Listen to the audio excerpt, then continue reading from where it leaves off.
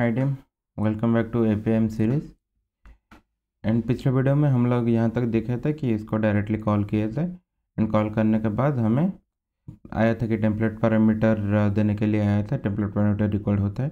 And हम बस इसको डायरेक्टली कॉल कर दिए थे एंड 200 रेस्पॉन्स मिला था हमें। एंड मेरा फुल नेम जो है नेम मिल गया था पूरा। देन इस वीडियो में हम लोग डिज़ाइनर पे चलेंगे एंड वैलिडेट जेडब्ल्यूटी टोकन इम्प्लीमेंट करेंगे। पॉलिसीज के अंदर बेस के नीचे मैं फिर वैलिडेट जेडब्ल्यूटी टोकन इम्प्लीमेंट करूँगा।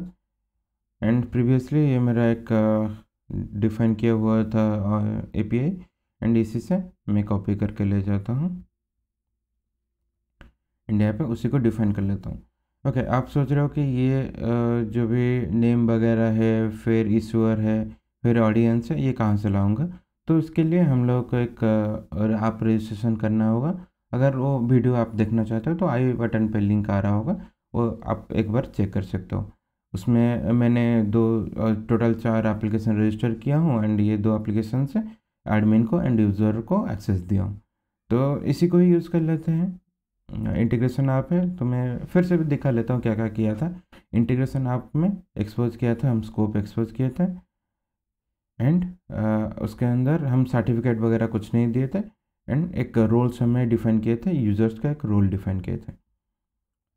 अभी ये जो एप्लीकेशन आई डी यूआरएल है, ये हो गया हमारा स्कोप होगा, तो स्कोप को हम लोग यहाँ पर दे सकते हैं। स्कोप को हम लोग यहाँ पर देंगे स्कोप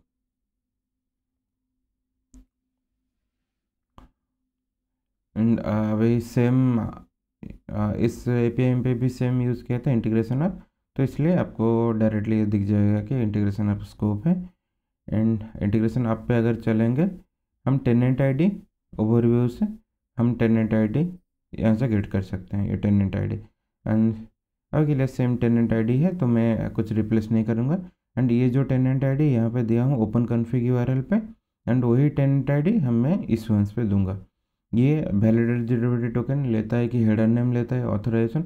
अगर मैं हेडर नेम को कुछ और नाम से स्वैप कर दूँ तो वो कॉल होगा किसी और नाम पे। अगर मैं चाहता हूँ कि जो बियरर टोकन मेरा हो उसमें क्या करूँ, मैं ऑथराइजेशन के नाम पे नहीं डिफाइन करता हूँ, कुछ और नाम पे डिफाइन करता हूँ या फिर ऑथ नाम पे डिफाइन करता हूँ। तो जो मैं हेडर यहाँ पे हेडर का नेम रखूँगा वही हेडर पे मेरे को बियरर टोकन पास करना पड़ेगा। देन इस वंस में हम लोग जो टेनेंट आईडी हमारा है वही टेनेंट आईडी यहाँ पे जाएगा हमारा। एंड अभी के लिए ये रोल्स भी एक वाइटल रोल प्ले करता है हमारा एपीआई को एक्सेस देने के लिए। ये होता है कि ऑथराइजेशन के लिए मैंने तो यहाँ पे मैं ऑथेंटिकेशन कर रहा हूँ, बट ऑथराइजेशन के लिए हमें तो कुछ देना पड़ेगा ना, तो इसलिए हम लोग ये रोल डिफाइन करते हैं ऑथराइजेशन के लिए। तो लेट्स अभी के लिए हम लोग सेव कर देते हैं। एंड प्रीवियसली मैंने एक हेडर डिफाइन कर लिया था फ्रंट एंड के अंदर, एंड उसी हेडर को अभी हम रिक्वायरमेंट में डाल देते हैं ताकि ये हेडर के बिना कॉल ही ना हो। तो सेव कर देते हैं। एंड अगर आप देखोगे अभी मैं टेस्ट पे आऊँगा एंड जिस टेस्ट पे ये देखो ये ऑटोमेटिकली आ गया। अगर मैं सेंड करूँगा तो मेरे को पहले दिखाएगा हमारा टेम्पलेट पैरामीटर। अब अगर टेम्पलेट पैरामीटर पर फिर से सेंड करूँगा तो यहाँ पे डायरेक्टली दिखा देगा कि unauthorised access is missing और इनवैलिड, क्योंकि ऑथराइजेशन हेडर के अंदर कुछ वैल्यू ही नहीं दिया मैंने। ठीक है, तो एक वैल्यू दे देते हैं हम लोग। इंटीग्रेशन एपीआई को मैंने एंड ऐप रजिस्ट्रेशन के अंदर इंटीग्रेशन एपीआई को मैंने एक्सेस दिया हूँ एडमिन एंड यूजर्स के अंदर। तो मैं एडमिन के पार्ट पे आता हूँ, देखता हूँ, दिखाता हूँ कैसे एक्सेस दिया हूँ। ये जो एपीआई परमिशंस है मैंने यहाँ पे ग्रांट किया हूँ, टोटल एपीआई परमिशंस यहाँ पे एडमिन पे आके पूरा डेटा एपीआई को, ये हो गया मेरा एडमिन का डेटा एपीआई एंड ये हो गया मेरा इंटीग्रेशन एपीआई का एक जो यूजर्स होगा, हमारे यूजर्स का जो रोल होगा वही रोल को मैंने यहाँ पे दिया हूँ। यह आ जाएगा। फिर यहाँ पे देखिए यहाँ पे कुछ रोल्स ना असाइन किया हूँ यहाँ पे बस सीक्रेट एक मैंने डिफाइन किया हूँ। अभी चलते हैं पोस्टमैन पे। पोस्टमैन पे बियरर टोकन जनरेट करेंगे एंड उसी बियरर टोकन को यहाँ पे इस एपीआई को कॉल करने के लिए यूज़ करेंगे। चलो पोस्टमैन पे डेटा था तो इंटीग्रेशन एपीआई, या देखो इंटीग्रेशन एपीआई का जैसे पोस्टमैन पे ये हो जाएगा हमारा tenant ID. The same tenant ID हम लोग जो दिए थे एपीएम के अंदर, सेम टेनेंट आईडी हम लोग यूज़ करेंगे पोस्टमैन टोकन जनरेट करने से, ऑथेंटिकेशन टोकन जनरेट करने के लिए। एंड ये जो क्लाइंट आईडी आएगा ये हम डिफाइन किए थे एज्योर के एप्रिसिएशन के अंदर। मैं अभी यूजर्स का एप्रिसिएशन दिखा रहा हूँ। ये जो क्लाइंट आईडी है, ये जो क्लाइंट आईडी हम लोग सेम क्लाइंट आईडी हम लोग यहाँ पे यूज़ किए हैं, same client ID. And same जो हम लोग दिए थे, एक्सपोज किए थे ना, यहाँ पे जो सीक्रेट क्लाइंट सीक्रेट दिए थे, एंड सेम सीक्रेट मैं यहाँ पे भी दे रहा हूँ। ओके, इसको अभी सेंड कर देता हूँ। एंड ये एक हमें ऑथेंटिकेशन जो कि एक्सेस टोकन एक जनरेट करके दे देगा, एंड इसी एक्सेस टोकन को हम लोग यूज़ करेंगे। मैं पेस्ट कर देता हूँ। पहले जो कॉल किया था यहाँ पे हमें दिखाया था 401 अनऑथराइज्ड। ओके, यहाँ पे बियरर देके फिर पेस्ट कर देता हूँ, सॉरी पेस्ट कर देता हूँ, फिर कॉल करता हूँ इसे।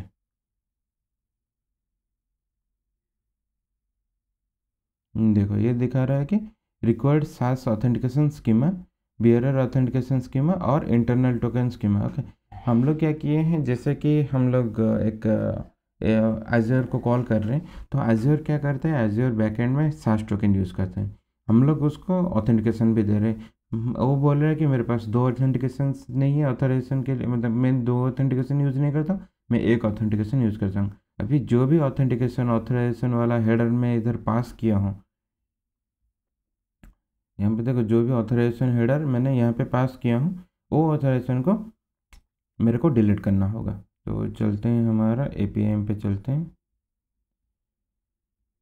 ये वाला एपीआई था, एपीआई गेट फुल नेम, फिर पॉलिसीज पे चलेंगे। ये जो सेट हेडर है, ये सेट हेडर का पॉलिसीज है, मैं उसी सेट हेडर का पॉलिसीज को यहाँ पे कॉपी करूँगा एंड पेस्ट करके जो भी ऑथराइजेशन हम लोग भेज रहे हैं हेडर पे, उसी ऑथराइजेशन को मैं यहाँ पे डिलीट कर दिया, एग्जिस्टिंग एक्शन को हेडर को डिलीट कर दिया। डिलीट करने के बाद फिर से सेंड करते हैं।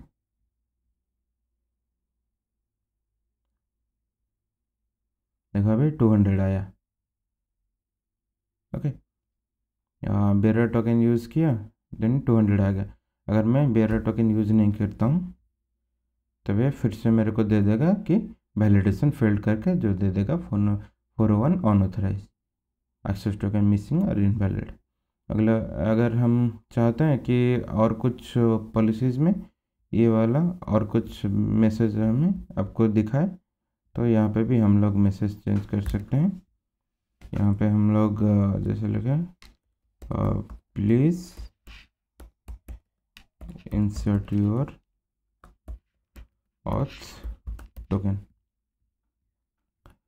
ओके, ये सेव कर दिए।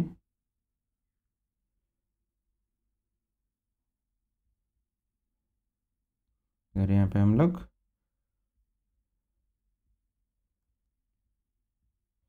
सेंड करेंगे, ये अभी 200 देगा क्योंकि मैं ऑथेंटिकेशन टोकन दिया हूँ। अगर वही ऑथेंटिकेशन टोकन मैं रिमूव कर दूँगा एंड सेंड करूँगा, तो मेरे को जो भी यूजर डिफाइंड मैसेज मैंने दिया था वही मैसेज मेरा आ गया। चलो अभी देखते हैं रोल्स का क्या मायना है, रोल्स का देखते हैं इसको।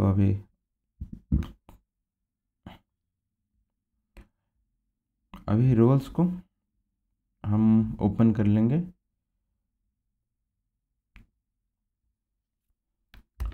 अभी यहाँ पे रोल्स दे देते हैं। ये दिखाएगा कि NA1 करके दिखाता है मेरा। मैं यूज़र्स दे रहा हूँ एंड यूज़र्स को एक्सेस है मेरा इंटीग्रेशन API को यूज़र्स के रोल से हिसाब से। और मैं एडमिन में दे रहा हूँ। अगर मैं चाहता हूँ कि ये जो यूज़र्स होगा तो उसमें यूज़र्स डेटा कर दूँ।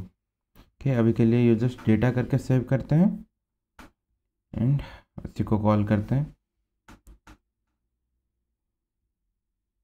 ये देखो सेम एरर दे रहे हैं। अगर मैं ट्रेस करूँगा, यहाँ पे आओगे,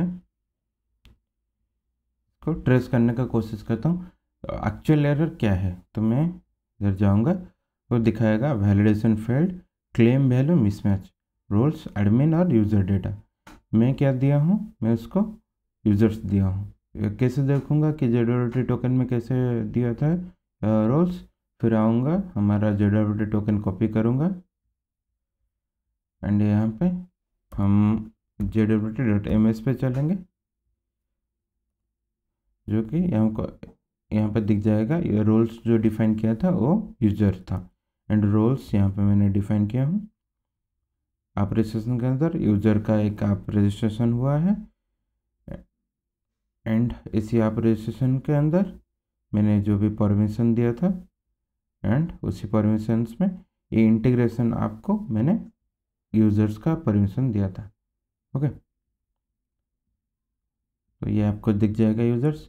अगर मैं सेम रोल को मॉडिफाई कर दूंगा, मॉडिफाई करके यूज़र डेटा का जगह अगर मैं यूज़र ले लूँगा तो ये वैलिडेट हो जाएगा। ये आते हैं, हम ट्रेस ना करके सेंड कर देते हैं, क्योंकि होपफुली मेरे को 200 ही देना चाहिए। ओके, मैसेज पे आते हैं। ये देखो, ये मेरे को 200 दे दिया, सक्सेसफुल हो गया रेस्पॉन्स। ओके, इस वीडियो के लिए इतना ही। तो नेक्स्ट वीडियो में हम लोग और कुछ जो पॉलिसीज़ है पॉलिसीज़ को एक्सप्लोर करेंगे।